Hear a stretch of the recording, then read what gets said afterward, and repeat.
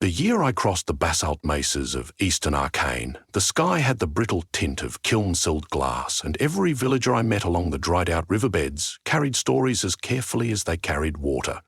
Most tales slipped through translation like sand through my fingers, but one clung.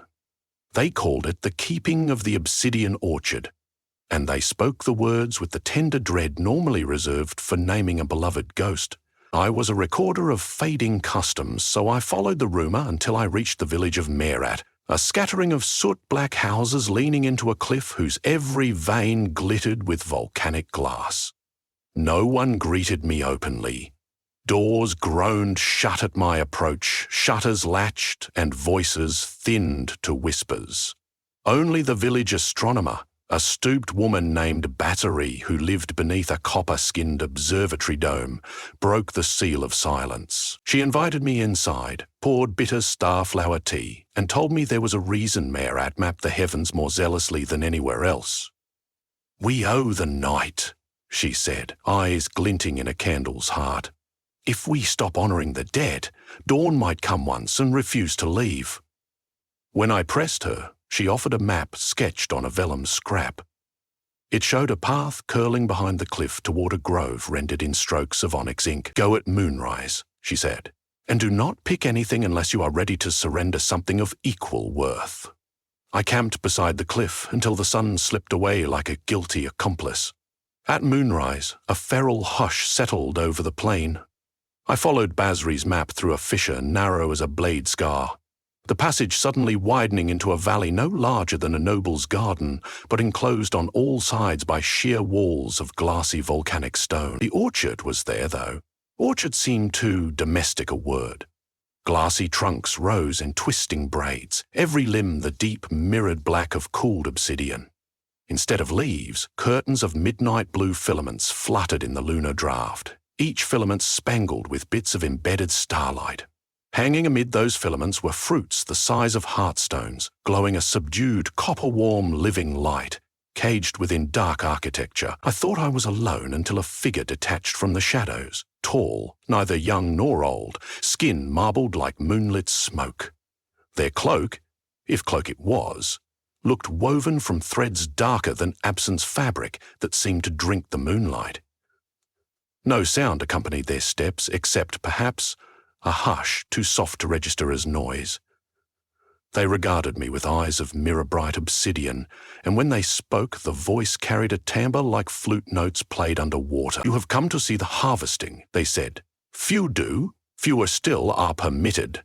I identified myself as a scholar in search of faithful retellings. The figure nodded, accepting the declaration without visible skepticism. "Names weigh little here. Purpose, however, is heavy."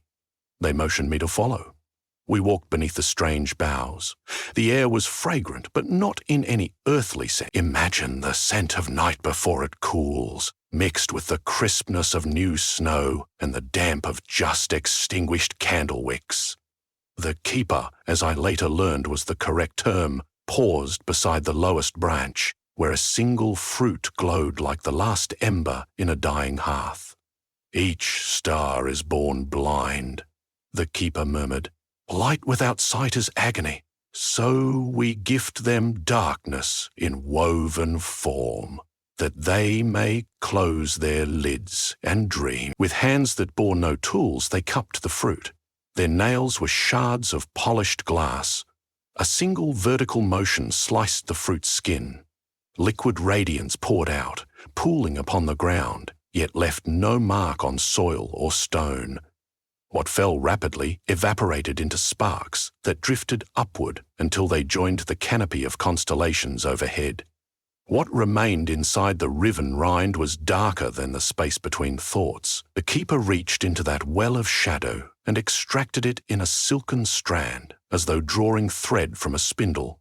I watched in breath-hooked awe while they gathered several lengths, coiling each around a wrist with methodical reverence.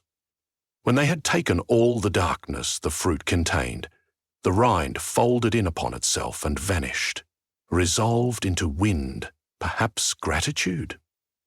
The keeper led me to a clearing at the orchard's heart where an ancient loom stood. Its frame was carved from ribs of obsidian trees that must have fallen centuries prior. No weft threads occupied the bars, only empty tension lines shimmering faintly against the sky. The keeper anchored the harvested shadow to the loom, and the work began. I expected clatter or creak, but the weaving was utterly silent, like the heartbeat of a dream you cannot quite remember. You cannot quite remember. Shadow thread passed over, under, around non-existent spindles, guided by gestures too swift and subtle for mortal artisanship. Gradually a cloth emerged, a tapestry so black it could only be defined by the stars that failed to shine through it, as though it devoured every reflection. Yet as I stared, motifs shimmered across its surface. Swirls of muted violet, faint silver curlicues, topographies of far-flung nebulae. It was a map, a lullaby, a cradle. When the keeper finished, they lifted the blanket, and it shimmered as if uncertain of its own substance. "Who taught you this?" I whispered. "I was grown for it," they answered. Simple as saying water wets, the first tree of this orchard sprouted from a shard of night that fell when the universe yawned awake. From that trunk my bones were shaped. From its sap my blood was cast. There has always been an orchard keeper. There will always be one until the sky no longer bears new sparks. They carried the night blanket to the valley's edge, where obsidian walls curved inward like a lens.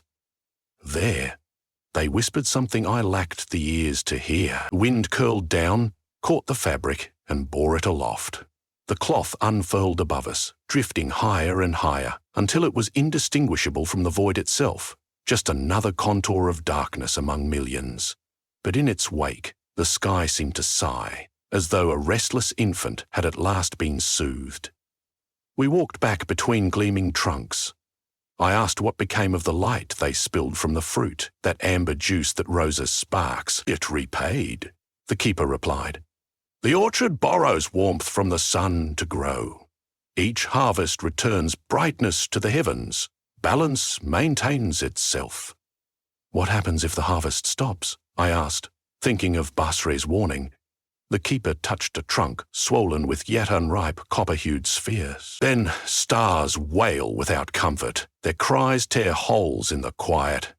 Daylight bleeds through unceasingly, and worlds melt beneath perpetual blaze. Darkness is not the enemy of life. It is the mercy that lets life rest." My hand lifted of its own accord toward a glowing fruit. The keeper's gaze fixed upon me. "Choose carefully," they said. "To pluck one is to owe a weight you must carry afterward." I hesitated, but curiosity overruled caution. I closed fingers around the warm globe and twisted. The stem parted with a crystalline snap. Instantly, I felt emptiness whirl inside my ribs, as if part of me had been scooped out and replaced with a question. The keeper nodded, accepting my unspoken shock. "Now you must discover which darkness you harbour and what infant sky it is meant to cradle." We left the orchard. I wandered down into Mayrat with the fruit cocooned in cloth. Villagers watched from thresholds, crossing themselves with symbols I recognized only vaguely. Gestures against sleeplessness, against being seen by things that see too much. I sought Basri's dome. She greeted me, her eyes widening at the bulge beneath my travel cloak. "You took one," she murmured, awe interlacing fear. "Very few return once they become part of the myth." I asked what obligation awaited me. She unrolled astrolabes and parchment charts. "Stars are born every hour," she said. "Most slumber under blankets woven by the orchard keeper. Some, though, wake in places unreachable by that valley's wind. For them, others must step forward." I slept poorly that night. The fruit radiated a muted glow even through fabric, illuminating dreams in which I stood on bridges of shattered mirrors, while voices unborn stars, I realized, begged for hush. Each time I blinked, images of desert, orchard, loom, and sky shuffled like a deck of living cards. Morning found me on the mesa's rim, staring at a horizon pale as bone. The fruit pulsed warmly, but the colour of its light had shifted, no longer copper, now a soft indigo. I recalled the keeper siphoning darkness from its flesh. Yet mine remained whole, brightness and shadow coiled together, waiting. One of Basri's apprentices brought me breakfast and an inquiry, would I stay or travel on? I realised the question no longer had a straightforward answer. I could not resume ordinary record-keeping. Something new required tending.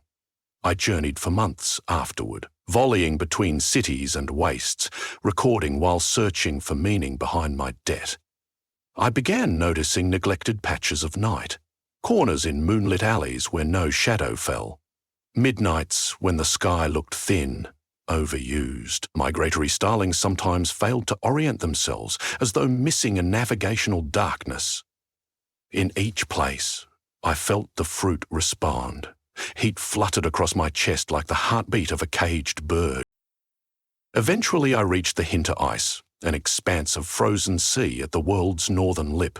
There, during a season when day should have held dominion for a continuous month, a strange dusk lingered. Local hunters spoke of a newborn star glimpsed low on the horizon. It flickered like a candle stuttering in a gale, unable to achieve full shine. That night I climbed a ridge overlooking the ice. The fruit's rind had grown translucent, swirling with inseparable light and dark. Understanding, or something cousin to it, unfurled within me. I cut the fruit open with a blade of obsidian I had purchased long ago in Myrat. Liquid light spilled onto the snow, painting it gold before steaming upward into the aurora. What remained inside was shadow thick as ink. I gathered it, recalling the keeper's movements.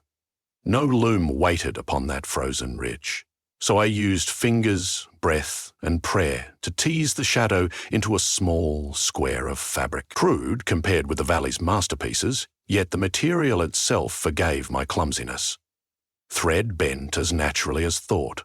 Knots formed where care was lacking, but no seam burst. When the square felt complete, the air tightened, charged with ion glow. I held the blanket toward the horizon, where the wailing star pulsed. Wind, sudden and sure, tore the cloth from my grasp. It sailed upward, tiny, determined, and was gone. Silence followed, not emptiness, but a fullness made of rest. The star steadied, then burned with golden vitality, finally dimming to the gentle glimmer common to stable, sleeping suns. I laughed, and the sound startled every resting turn on the ice. I, a mere collector of tales, had become stanza and scribe of a myth now lived. The emptiness inside my ribs quieted, not vanished but recognized as room rather than absence. Letters eventually reached Basri, carried by traders and nomads. She replied in cipher.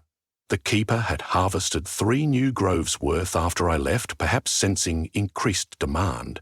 She wrote that villagers were no longer fearful but thoughtful, understanding that stories they tell may recruit them someday.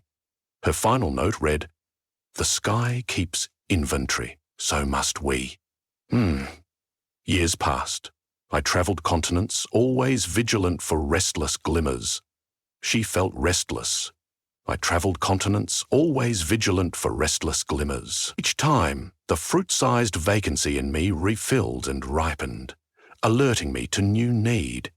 I would slice it open, though the fruit's form was now metaphor, not flesh, and fashion another blanket, on wind-scoured plateaus, inside hurricane eyes, atop cathedrals whose bells tolled in languages older than their stone. My skill improved. I invented portable looms from driftwood, bone, even knotted lightning rods. No 2 blankets resembled each other, but each fulfilled its singular calling. There are nights, however, when I feel the sky humming above me in anticipatory hush, and I know a harvest approaches beyond my capacity. For these tasks, I travel back to Myrat, down the fissure to that hidden valley where trunks of black glass still loiter in lunar sheen. The keeper is always there, unchanged, yet changed. For I sense seasons softly layering across their ageless composure. We share wordless greetings and set to work. They guiding, I assisting. Sometimes they allow me to extract the shadow while they weave. Other times I manage the loom while they climb and harvest. Hours spool like silk, until, at last, a blanket larger than empires rises, borne on winds neither of us command. One dawn, after particularly arduous labour, the keeper broke ritual silence. Ages ago, I said, I believed my purpose singular. Yet the orchard grows beyond me. When saplings bloom on distant planets, different keepers will need tending. Stories, therefore, are seeds. You, traveller, sow them. I looked across fields of their handiwork. The dark cloth of restful night stretched overhead like a vault of possibility. What of you? I asked. I remain until my trunk splits of its own accord and a successor crawls free. They replied, Bell is the rhythm. Thunder rolled in the far distance. Summer storm approaching. Rain began to fall, each droplet striking obsidian branches with bell-toned pings. Where water met orchard bark, steam hissed, smelling of quenched lightning. Beneath that soundscape, the keeper fixed me with gem-black eyes. Guard the balance, they said. Harvest gently, weave with humility.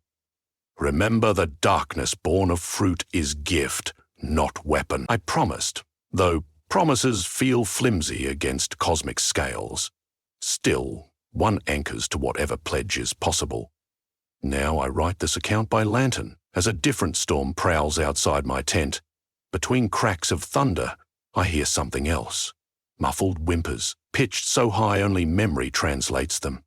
Somewhere, a star younger than fear shivers.